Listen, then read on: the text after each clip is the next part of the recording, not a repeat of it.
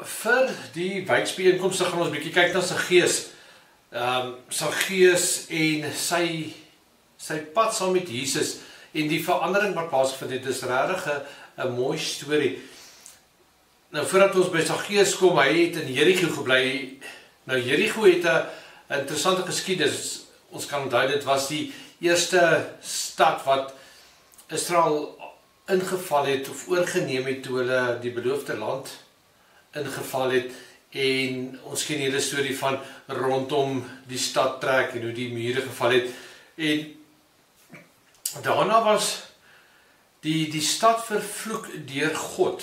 En dit is interessant, want al het God die stad vervloek, stap Jesus nou in hierdie vervloekte stad in. En dit wys na die doel van Jesus se koms, dit wys na die genade wat hy bring. Het word so mooi gesê, die genade van God vloei deur Jerigo. Dit het vrylik gevloei na enige iemand wat dit wou ontvang. Bartimeus was een van die sulkes, en ons is nou by 'n persoon, Saggeus, wat dit ook beleef het. Nou maar kom ons gaan kyk na Saggeus. Dit was nou nie die vriendelikste en wonderlikste mens nie. Hy was 'n ryk man, en ons ken nou al die boodskap wat Jesus gebring het aan die ryk jong man, dat dit vir 'n ryk man om in die koninkryk van God in te gaan so moeiliker as vir 'n kameel om deur 'n naald se oog te beweeg. Dit was nie onmoontlik nie, dit was baie uitdagend, en hou dit heeltyd in gedagte, want ons sien in Saggeus die verandering. Ons sien hoe sy soeke na Jesus, en ons gaan sien dit was 'n ander soeke, maar hoe sy soeke na Jesus sy hele gedagte verander het, en hy toe eintlik by die waarheid uitgekom het. So God se genade is waarlik soos water wat uitgegiet word, en dit penetreer tot in elke klein kraakie van die sondige samelewing. En hou dit ook in gedagte, want die uitdaging wat ons by gaan uitkom op die einde van die dag is, wat doen ek met my geloof in Jesus? So Saggeus het nie eintlik hoop op God gehad nie. Hy was ryk, hy was skelm, en hy was 'n verraaier van sy volk. Ryk, van kleins af het hy geleer om vir homself te beklim. Onthou, hy was 'n baie kort persoon. So van kleins af het hy maar gestry teen alle magte, sodat hy bo kan uitkom. En dit het so ver gegaan dat toe hy nou amper, kan sê, na skool is, so hy groot genoeg is om te begin werk, het hy 'n tollenaar geword. Nou, 'n tollenaar is 'n persoon wat die belasting ingevorder het namens die Romeinse regering. So daar was plekke waar mense moes tolgeld betaal, ons ken tolpaaie, en dan is dit aan die Romeinse regering oorbetaal, en hulle het dit dan gebruik om hulle projekte te befonds, om uit te brei, om meer soldate in te bring, wat ook al.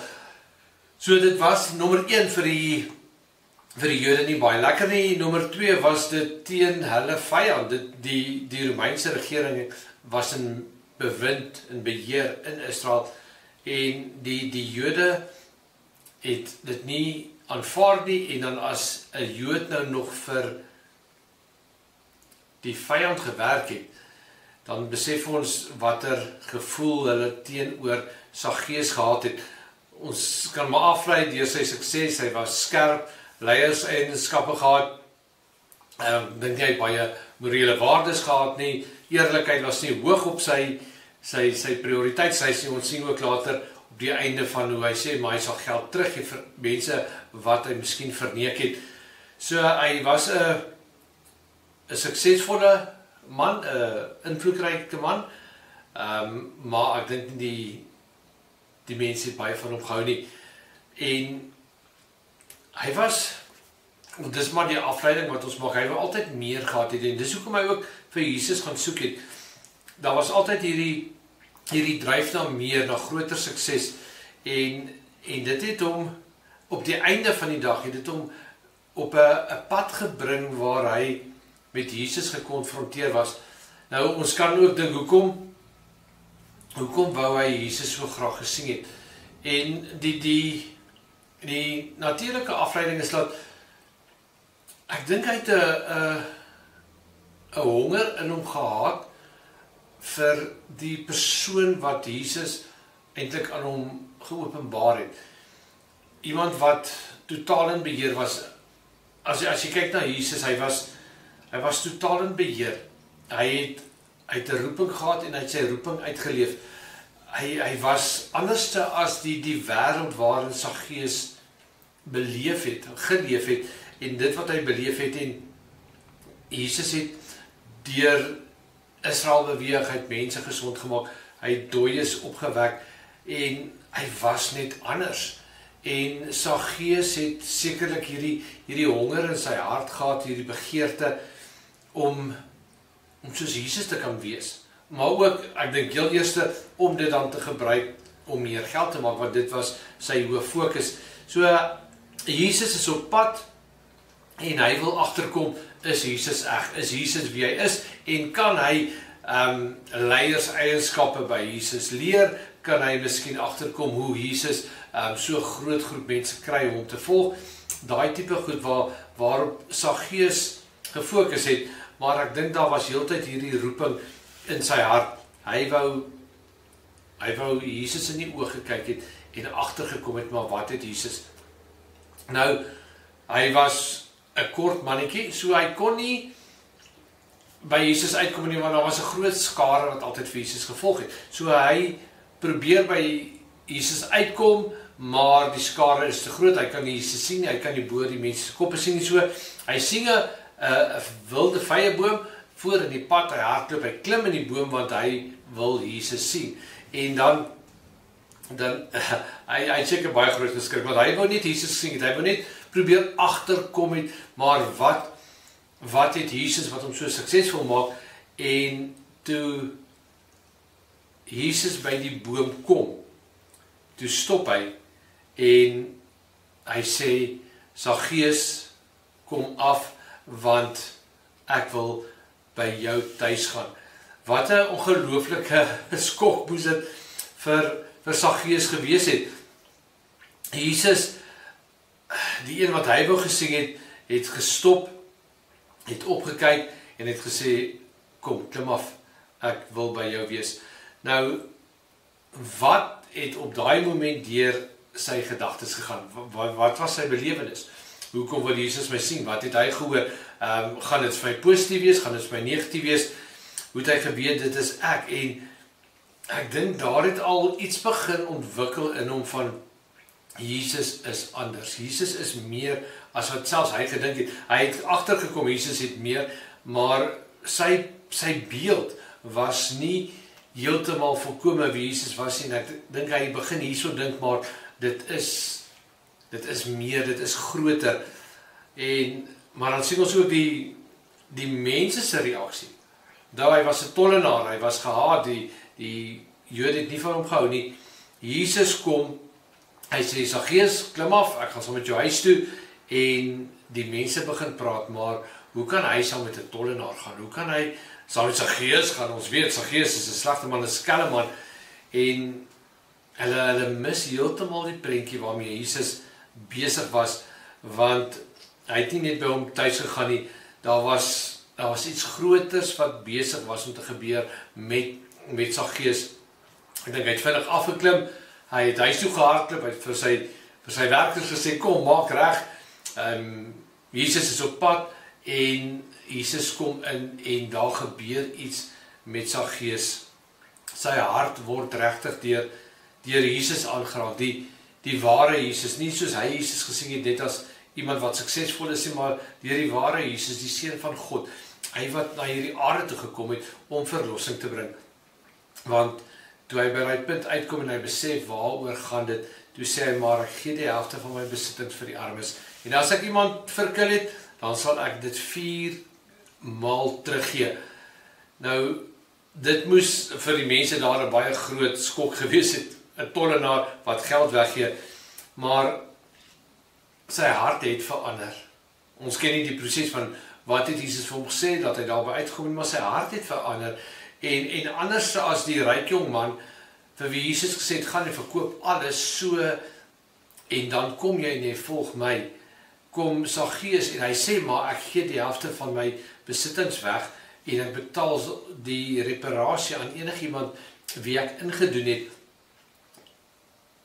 En dis die verskil, die ryk jongman het gesê, dit is te veel gevra om al my geld weg te gee, want hy het nog steeds aan sy geld vastgehou. Saggeus sê, nee, ek gee dit sommer weg, sonder dat Jesus dit van my vra, ek gee dit net weg, want my hart het verander, en dis 'n ander mens hier, dis 'n ander Saggeus wat ons hier so sien, nie die een wat net deur skelmstreke en om saam met die vyand te werk, vir hom self geld in te palm nie, maar iemand wat regtig Jesus wil dien, wat saam met Jesus wil wees. Maar wat leer ons uit hierdie situasie? Jesus se reaksie was, vandag het daar verlossing vir hierdie huis gekom, aangesien hierdie man ook 'n seun van Abraham is, want die seun van die mens het gekom om te soek en te red wat verlore was. En die storie begin by Saggeus wat Jesus wou vind, wat by hom wou geleer het, by hom wou geweet het, hoe kan hy so goeie leier wees, en Jesus wat eintlik vir Saggeus kom soek, en wat hom red. En hier is elkeen van ons ook in hierdie verhaal, want Jesus het elkeen van ons ook kom soek.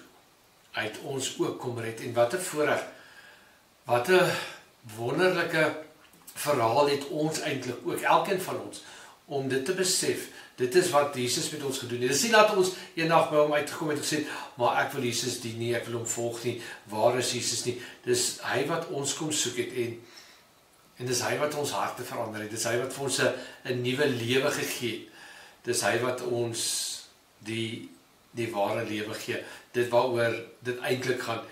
So die verhaal van Saggeus leer ook vir ons, dat die lewe nie oor uiterlike dinge gaan nie, dit gaan nie oor my waarde nie, my skatwaarde nie, dit gaan nie oor wie ek is en waar ek bly nie, dit gaan oor wie ek is in my hart, dit gaan oor innerlike seëninge, dit gaan oor die dinge van die hart en die gees, dit gaan oor gemeenskap met die Heilige Gees, en dit is die ware lewe, en ons sien dit in hierdie verhaal van Saggeus, hy het dit alles gehad, hy het meer gesoek, en op die einde van die dag toe kry hy baie meer as wat hy gedink het moontlik is, en hy gee sy geld weg, en daar sien ons daai verandering wat plaasgevind het met Saggeus.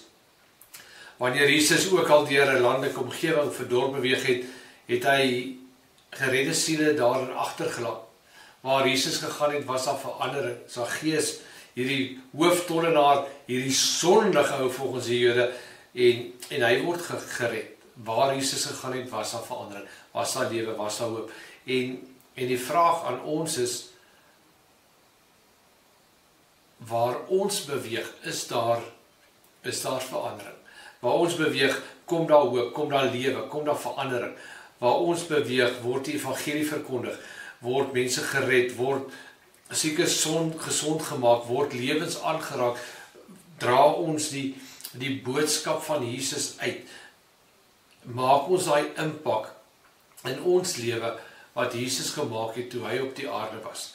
Want soos Saggeus is ons gered, en soos Jesus die voorbeeld sal, so moet ons dit ook najag. So as ons na Saggeus gaan kyk, 'n baie interessante verhaal, maar ook 'n verhaal wat ons laat dink aan ons verlossing, maar ook laat dink aan ons prioriteite in ons lewens. Wat is die belangrikste? Is ek bereid om alles prys te gee, want my hart behoort aan die Here? Is ek bereid om, waar ek ook al gaan, Jesus te verkondig, sodat daar lewe kom, sodat daar verandering kom? So hierdie storie van Saggeus is nie die storie wat ons altyd gehoor het toe ons klein was, hy wat in die boom geklim het, daar's tot 'n liedjie daaroor, maar dit is dus hierdie diep verhaal van 'n hartsverandering, 'n wêreldse begeerte wat omgeswaai is na 'n goddelike redding, en dan die reaksie op hierdie goddelike redding. En dis waaroor ons kan praat, dit is ons uitdaging. Hoe beleef ek my goddelike redding? Hoe verander ek die wêreld as gevolg van my goddelike redding? En hoe lewe ek elke liewe dag vanuit my goddelike redding? Mag jy die wysheid van die Heilige Gees ontvang, mag Jesus jou lei in hierdie waarheid, soos jy dit aan jou wijk deel, en mag jy regtig net beleef, dat die Here by jou is, soos jy hierdie boodskap bring, en mag jy geseënd wees. Baie dankie.